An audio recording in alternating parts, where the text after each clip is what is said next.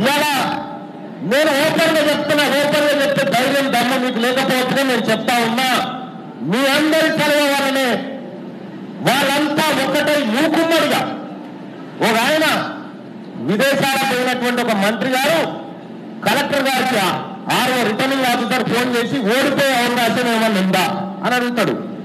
ఆయనే ఉన్నా ఓడిపోయే అవకాశం ఏమన్నా ఉందా అని అడుగుతా ఉన్నాడు. మీరు రాసి పెట్టుకొని నిధి అసలు చక్రవర్తి కలిపి మీరు వచ్చే ఎలక్షన్ లో ఒక్కరు గెలవకుండా పాత్ర పెట్టకపోతే నా పేరు తీర్మార్ మల్లన్న గారు ఒక్కరు కూడా గెలవనియా. మీరు అనుకుంటున్నారేమో ఇలా తీర్మార్ మల్లన్న మాట్లాడుతూ ఉంటే చాలా మంది ఓ కొత్త ఊపు, అరే పదవి వచ్చినా కూడా మాట్లాడుతున్నంటే నేను ఇంకా పైసలన్నం కూడా స్టార్ట్ చేయలేను, పైసలన్నం కూడా స్టార్ట్ చేయలే.